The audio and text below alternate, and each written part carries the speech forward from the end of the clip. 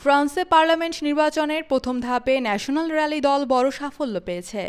ইউরোপীয় পার্লামেন্ট নির্বাচনের মতো এবারও প্রেসিডেন্ট ইমানুয়েল ম্যাক্রনের মধ্যপন্থী জোটকে পেছনে ফেলেছে দলটি।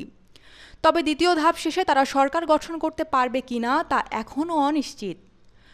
ন্যাশনাল র্যালির সাফল্য ফরাসি মুসলমানদের মধ্যে উদ্বেগ বেড়েছে।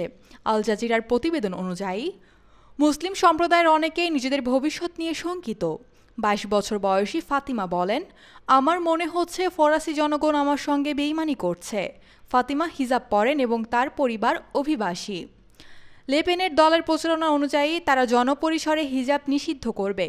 ২৫ বছর বয়সী ইলিয়াস বলেন, ন্যাশনাল র্যালি ক্ষমতায় এলে অনেক মুসলিম ফ্রান্স ছাড়ার কথা ভাবছেন। তবে আমরা যদি সবাই চলে যাই, কে প্রতিরোধ করবে? রবিবার প্রথম ধাপের ভোটগ্রহণের পর ফরাসি স্বরাষ্ট্র মন্ত্রণালয় সোমবার ফলাফল ঘোষণা করে।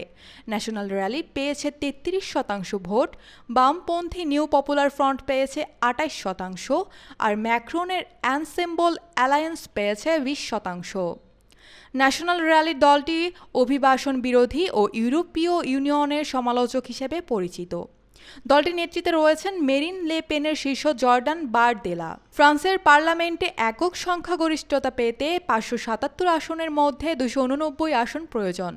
দ্বিতীয় ধাপের ভোট হবে ৭ জুলাই। ন্যাশনাল র্যালির সরকার গঠন ঠেকাতে ম্যাক্রন অন্যান্য দলের সঙ্গে জোট গঠনের চেষ্টা করছেন।